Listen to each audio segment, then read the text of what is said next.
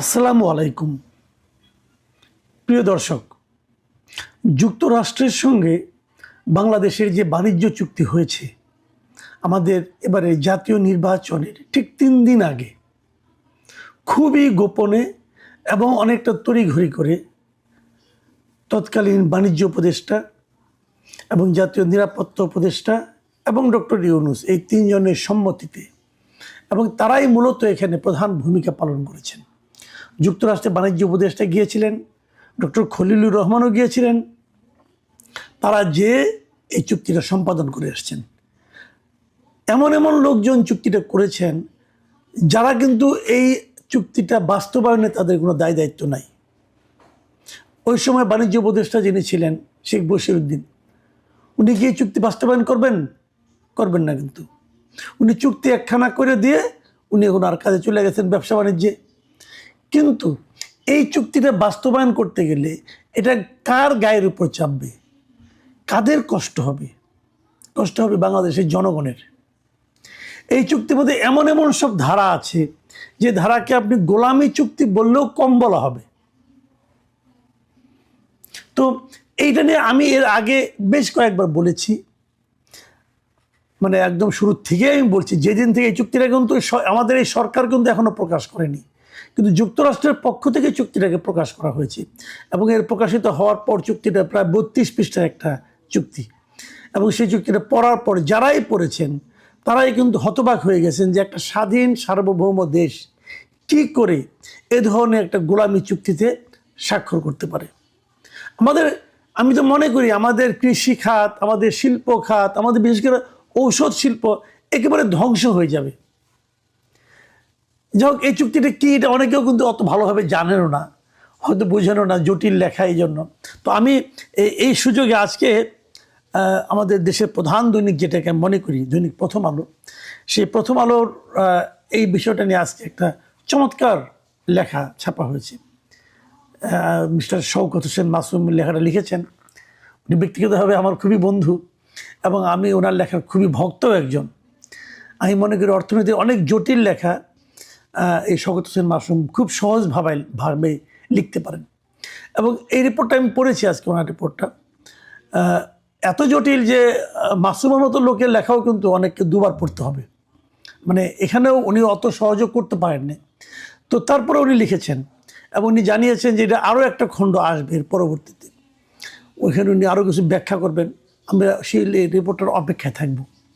কিন্তু মজার ব্যাপার হলো, এই চুক্তিটা নিয়ে আপনারা পড়বেন, আমি সবাইকে রিকোয়েস্ট করবো আপনারা এটাও পড়বেন, পরের পর্বটাও পড়বেন।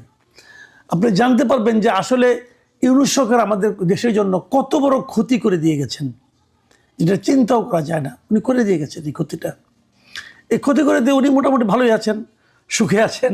ওনার ব্যক্তিগত অনেকগুলি সুবিধা উনি করে নিয়ে গেছেন, ইউনিভার্সিটি নিয়েছেন, তারপরে আপনার আদম ব্যবসা লাইসেন্স দিয়েছেন, অনেক কিছু দিয়েছেন।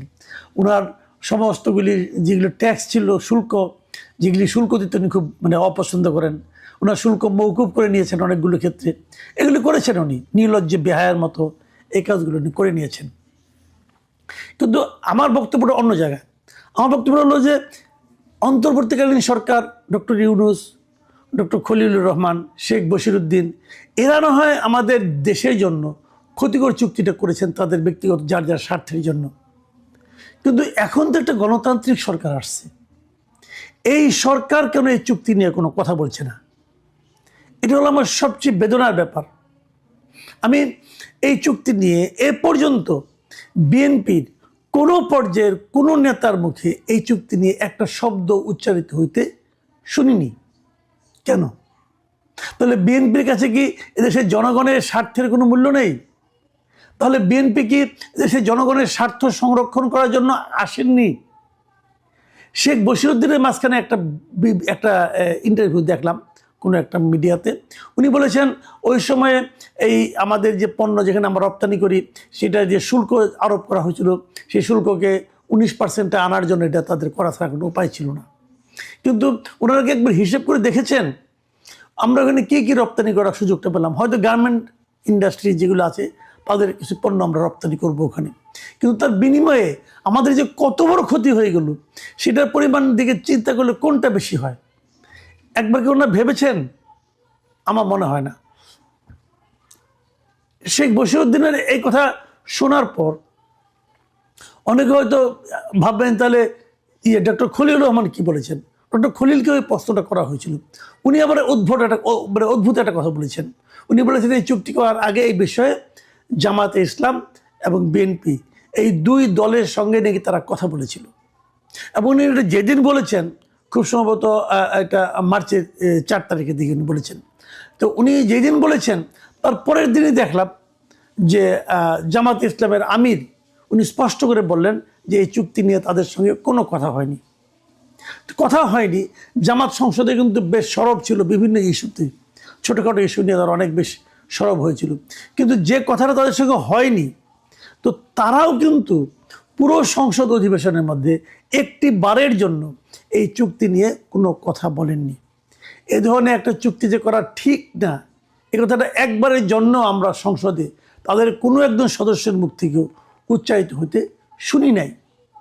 এমনকি এনসিপি ছোট দল, বাট তারা মাঝে মাঝে বিপ্লবী কথাবার্তা বলে, তাদের মুখেও এই চুক্তির ব্যাপারে কোনো ধরনের আপত্তির কথা এখন পর্যন্ত উচ্চারিত হয়নি। পুরো জাতীয় সংসদে 300 সদস্য আছেন, এদের মধ্যে মাত্র একজন সদস্যকে, মাত্র একজন, যিনি এই চুক্তি নিয়ে কথা বলেছেন সংসদ অধিবেশনে একদম শেষ দিকে এসে, তিনি কে একজন স্বতন্ত্র সদস্য বেশটা রুমিন ফারহানা। একমাত্র তিনিই বলেছেন যে চুক্তিটা নিয়ে আলোচনা হওয়া উচিত, এবং এই চুক্তিটা যে কোনো ভালো চুক্তি নন, একমাত্র এই রুমিন ফারহানা ছাড়া আর কাউকে, আর কোনো সংসদ সদস্যকে আমি কিন্তু কোনো কথা বলতে দেখি নাই। কারণটা কি? ওনারা কি ভয় পাচ্ছেন?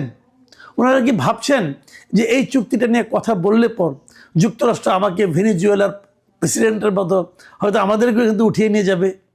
ওনারা কি এই ভয় পাচ্ছেন?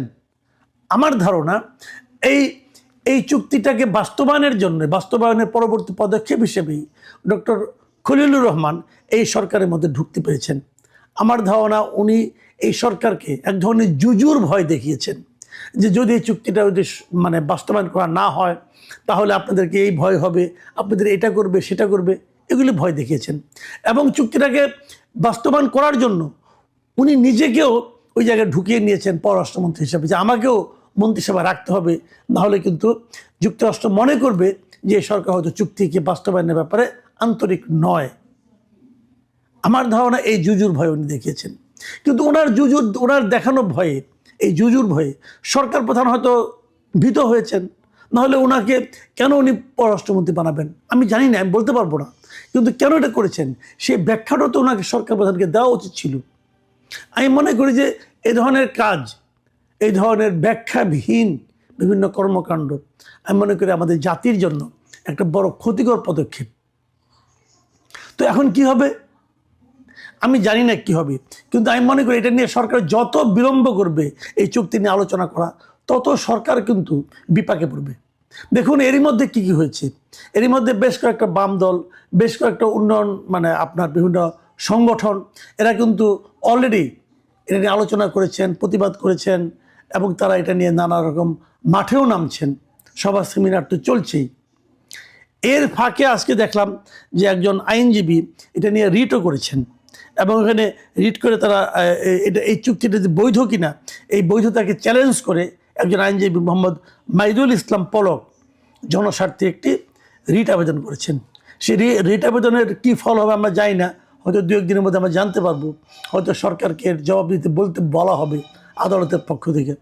শেষ পর্যন্ত কী হবে আমরা বলতে পারবো না, কিন্তু আমরা এটার অপেক্ষায় থাকবো কি হয়।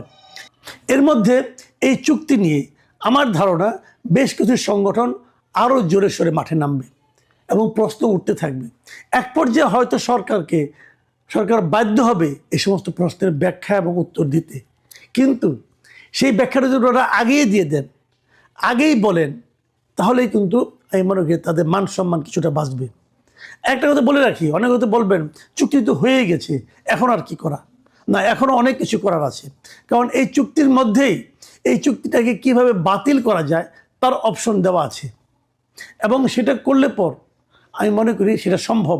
সেটা কিছুই না, মানে যে কোনো দেশ এই চুক্তিকে ইচ্ছা করলে চেঞ্জ করতে পারে, বাতিল করতে পারে, অথবা পুনরালোচনার জন্য উত্থাপন করতে পারে।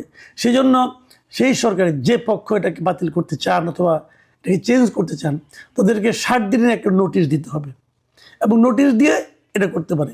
সরকার বলতেই পারে আমার দেশের জনগণ এই চুক্তিটাকে ভালোভাবে নিচ্ছে না।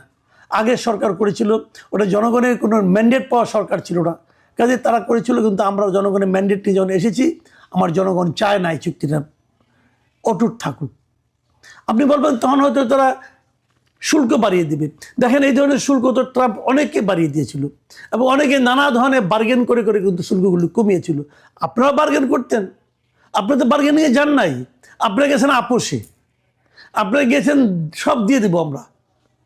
তো এই যে যাওয়ার প্রক্রিয়াটা, এটা হলো কি, আপনি তো আপনি টাকা দিচ্ছেন না রে ভাই, আপনি তো আমার টাকা দিচ্ছেন, আপনাকে দেওয়ার ইচ্ছেটা কে দিল? তো এইভাবে হয় না, বার্গেন করেন, অন্যভাবে বার্গেন করেন। কিন্তু আমি মনে করি এটাকে নিয়ে আলোচনা করা উচিত এবং এটাকে বাতিলও করা উচিত, কারণ এটা বাতিল না করলে এদেশের শিল্প, এদেশের কৃষি একদম ধ্বংস হয়ে যাবে। প্রিয় দর্শক, আমরা চাইব যত দ্রুত সম্ভব এটা নিয়ে সরকার তাদের বক্তব্য জনসমক্ষে প্রকাশ করুক। আল্লাহ হাফেজ।